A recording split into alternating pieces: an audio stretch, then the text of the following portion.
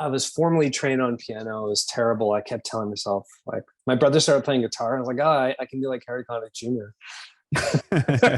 And I was like, that's not cool. I didn't want to do it. So then after I bought a bass, he played guitar. So as the younger brother, I'm like,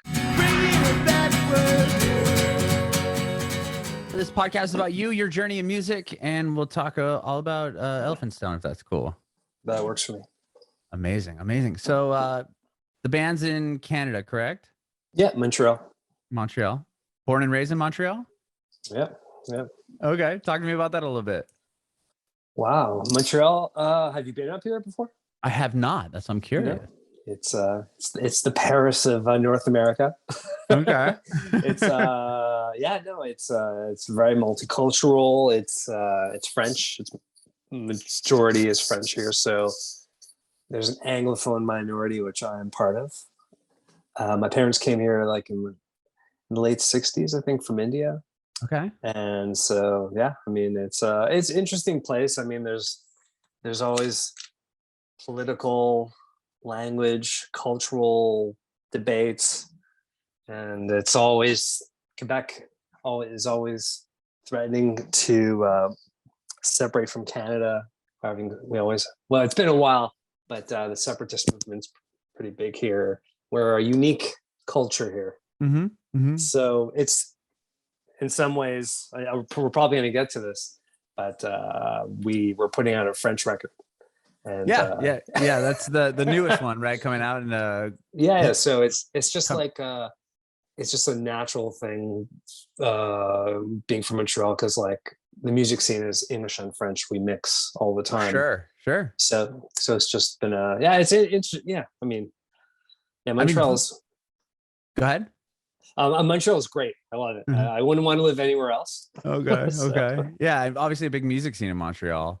Yes. Yeah. I mean, it's a big college town. I think that was a big thing. And like everyone comes from out of province, out of country. I mean, Arcade Fire, those guys were from Texas. I think Wynn's from Texas. So it's like everyone kind of meets, goes to like, there's like, I don't know how many universities we have here. We have so many for such a small town. And so yeah, I found that interesting. Well, speaking to Arcade Fire, that when they got their like Canadian citizenship, it was like this huge deal, right?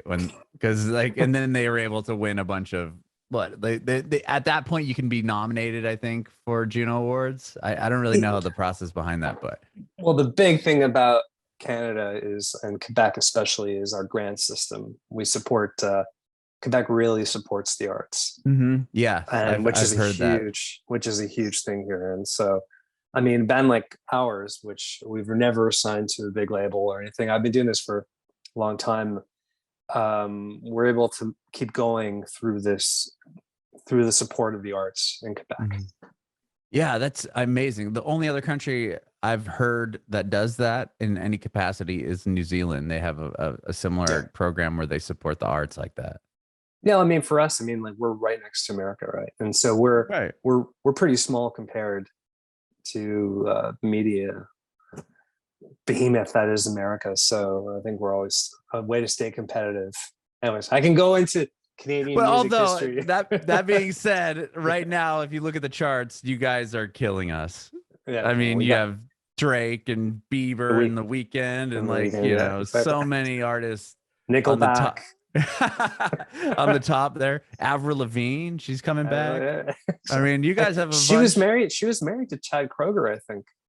She was Nickelback. Yeah, and then she married the guy from Sum 41 for a minute too. Oh, really? Yeah, Canadian rock royalty. Right, and then they I don't know, they got divorced or something.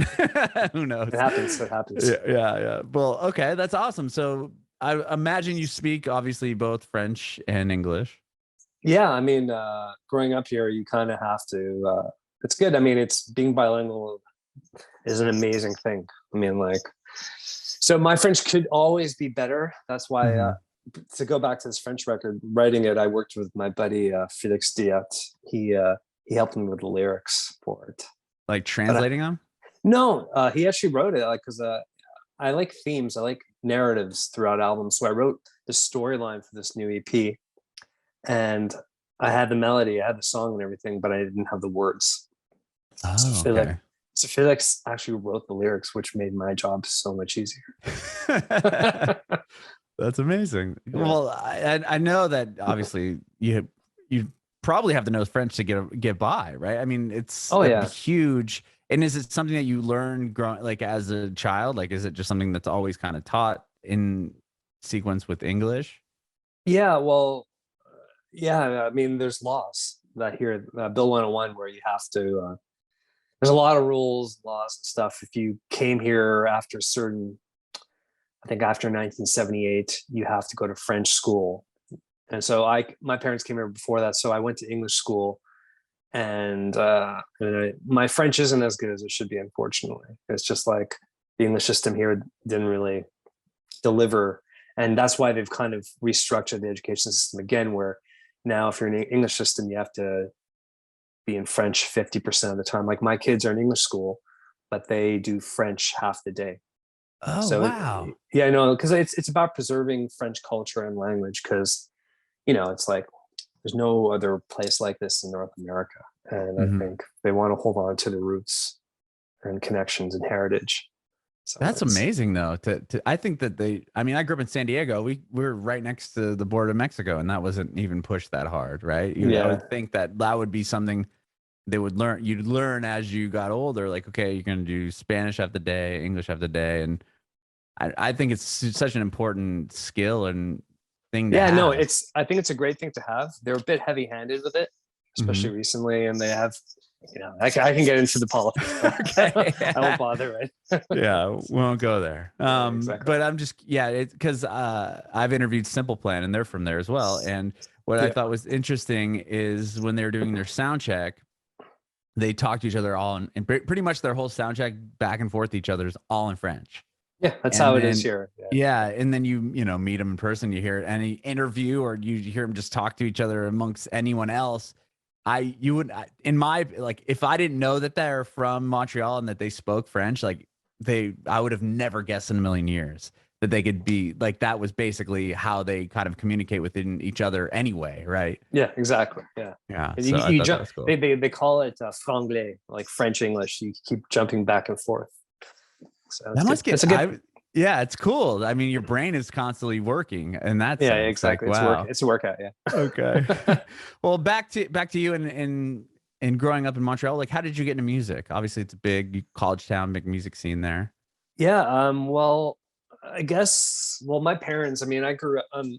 I'm of Indian heritage, so I grew up. My parents would watch like Bollywood films all the time, every weekend, like 6-hour marathon movie sessions, and it's like musicals, right? And growing up with them, my mom was a singer, so there's always like I was always exposed to that. I have an older brother who exposed me to the Beatles when I was like 6 or 7 years old, and the Who and stuff like that. And I guess I just connected with music, so I never was really into sports. I was into comic books. Like the typical nerdy teenage kid, I was comic books and music. And the Montreal music scene in the 90s, when I started going to shows, we were never on the touring routes for the big bands. Like they'd go to Toronto, Montreal would just be like an afterthought. And so we wouldn't get that, like in the 90s, like I'd go see the Afghan Wigs, Pavement, Smashing Pumpkins. They'd come through Montreal. Yeah.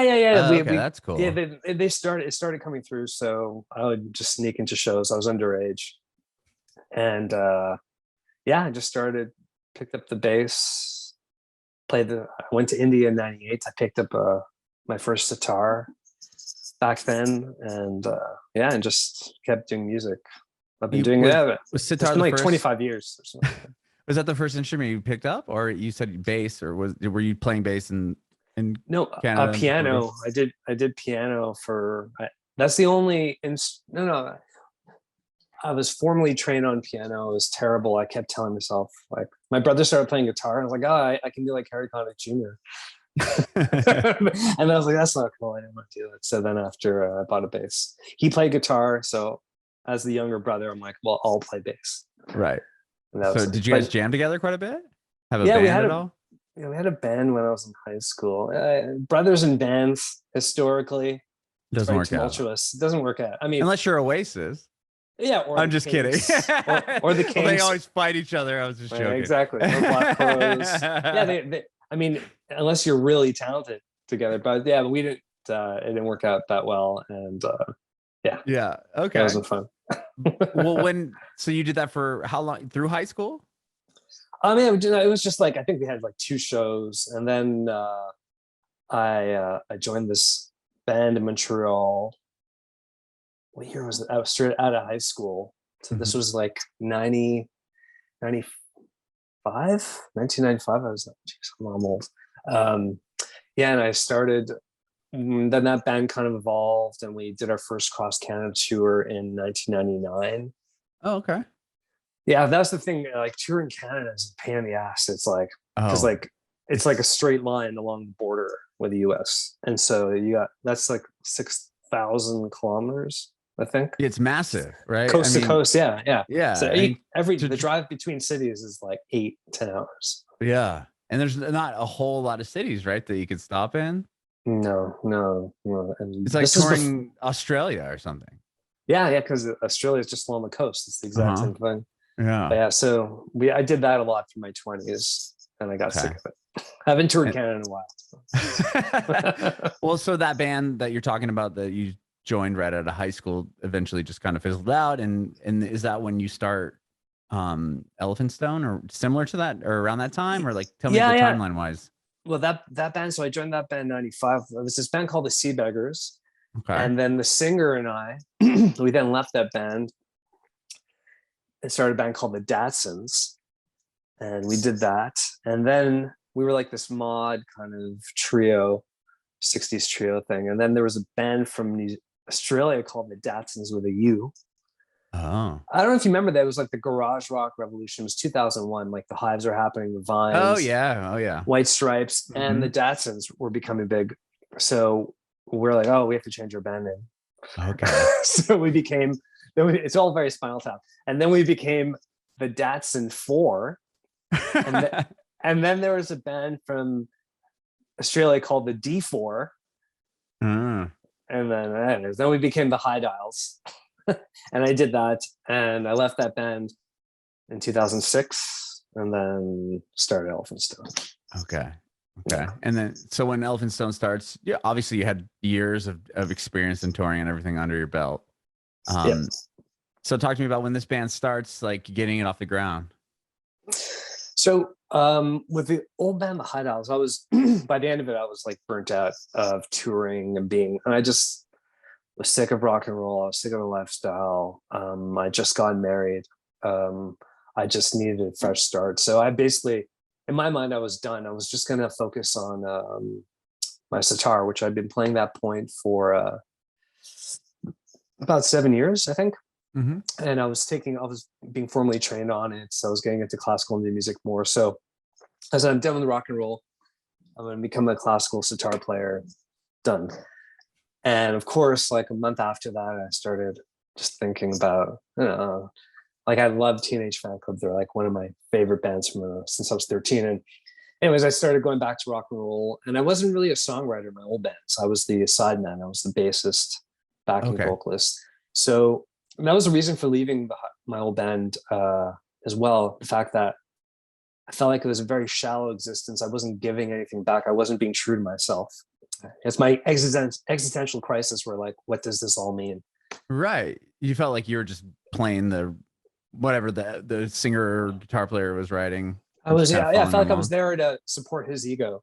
Right. And so I went through this, because like, it's like my wife and I, we also went to India for about 5 weeks in the Himalayas. Like, it was like, I was searching for something. I was looking for meaning in my life. And it was in that trip to India where I started getting ideas for Elephant Stone. It was going to become originally like a sitar-based instrumental garage psych band thing, but I started writing songs, and I was like, oh, I can do this. Saying you're a songwriter, it just feels very pretentious, like, oh, I'm a songwriter. Like what I have to say is so important, and I didn't think it was that important. But then at one point, I'm like, oh, I feel this. I feel this is true. And so, like you said, by that point in my career, I've already done about 11 years of touring and stuff. So I built up a network, and people knew who I was. And Well, so the I, High Dials had a bunch of records, right? I mean, you guys did a ton of albums and a ton of EPs. yeah, no, we did well. We toured Europe. We like I remember I met Anton from the Brian Jonestown Massacre in 2003 through the High Dials, and we became friends then. And we met a lot of great people. And but you know, bands have a lifespan. I mean, Right. I think they're still going on. I don't know. You know, bands come and go, but You collaborated with Anton, correct? yeah. Okay, But I want to get to that because I'm interested in that. That documentary that he's in is really interesting. Yeah. But he's a genius. I had a chance to see him a couple times in San Diego, and I'm like, yeah, he's on another level of genius when it comes to music and songwriting. Yeah, he's great. He's great.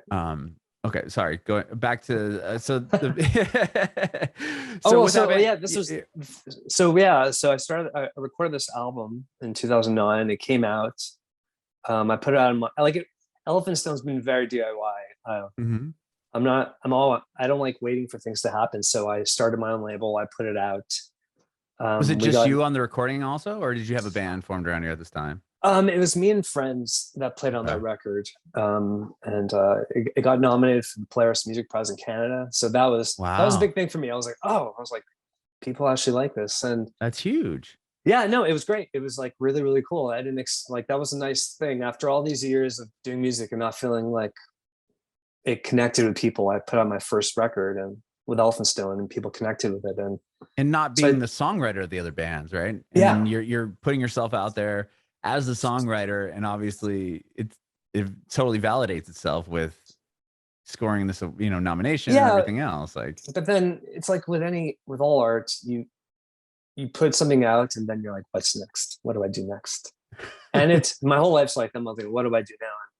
So I put out an EP, and then I joined. This is fast forwarding to 2012. I joined the Black Angels. Do you know the band Black Angels from Austin, Texas? I've been old friends with them since they started. So they needed a bassist. That's awesome. They needed a bassist, and they fired their bassist at the time. So I joined the band for about a year. We toured. It was great. We did like Coachella, Lollapalooza. We went to Australia. Wow. That's where I met Beck. And I played sitar with Beck for a few shows because of that connection. And so it was good. It's all life's funny that way. Just these small things lead to something bigger. So sure. Wow. Okay. So then you were in this band, and then you come back and continue doing work? Yeah. Then I finished up our 2013 album. And then for 2013, we toured a lot with we were supporting the Black Angels. Okay. Yeah. And just, then ever since then, it's like life happens. My wife and I have 3 kids now. I keep putting out records. And I've set up my life so it's very sustainable. I control my career. I have my own label. I have my own recording studio. So it's all very self-contained. That's amazing. That is amazing. I have 2 kids. I can't imagine having to tour like you do. Well, it's been a couple of years. Well, yeah. I guess 2019 I couldn't imagine. Exactly. Yeah. No, I've got a very supportive, understanding wife. We've been together since we were 19.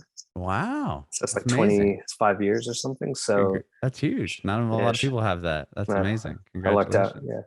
Yeah. So you worked with Anton on the 3rd record, right? Anton, he remixed one of the songs. Okay. I did a remix EP, ES3P remix, and Anton did it. I mean, Anton and I've known each other for a long time, 2003.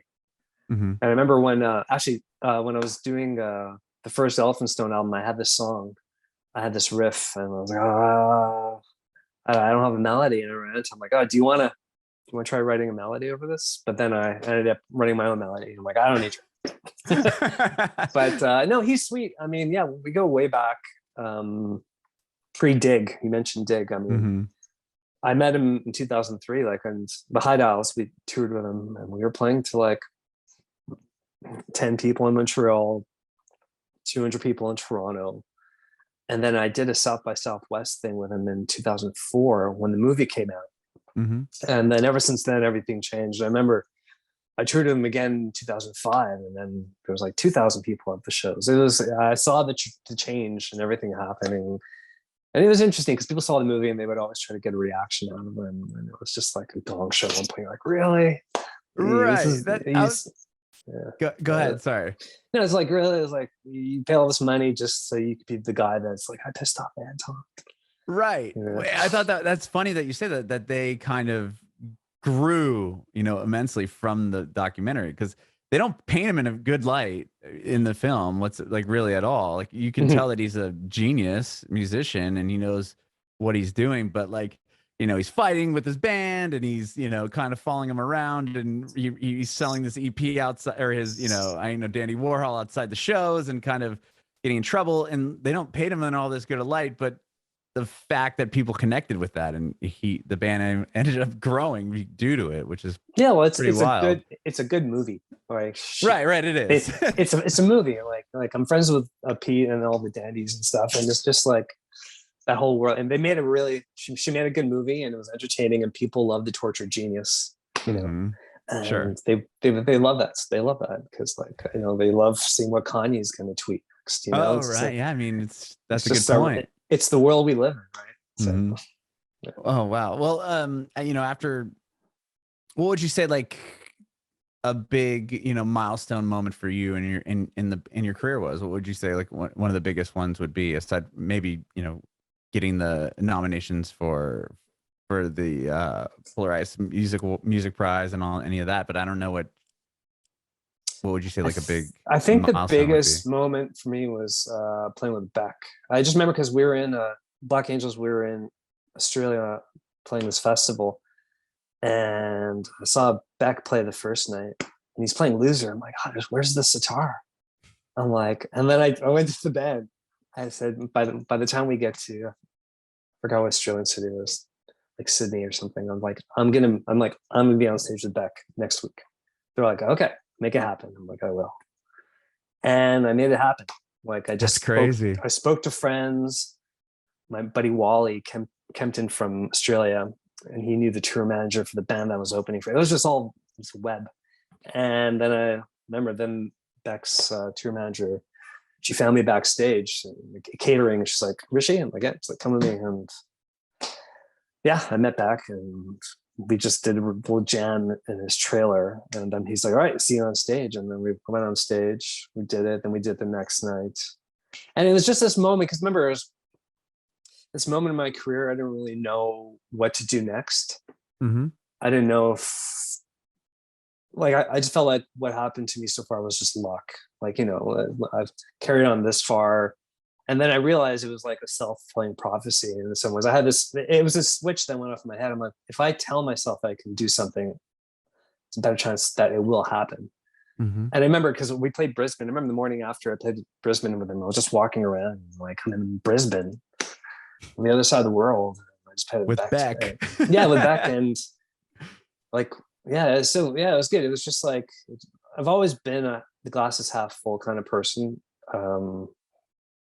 And being in the music business can kind of make you a bit more cynical with things. And as long as I've been in it, but I remember that moment. It was like, that was just like a change in how I viewed things.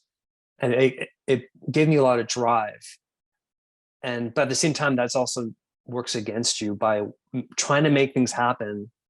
You kind of push yourself back a bit. And I think around just before the pandemic, I think it was 2018. I just put the brakes on things I need to reassess things. And then when the pandemic happened, it really is like, you can't be attached to anything. You can make plans, but expect that things don't work. And I think that's been really positive for me, where I'm very adaptable and agile with how I do things now. Well, you put a record out in 2020. Was that written and ready to go prior to the pandemic happening? Yeah, that was recorded my studio here. We were on tour. We were in Europe in February 2020.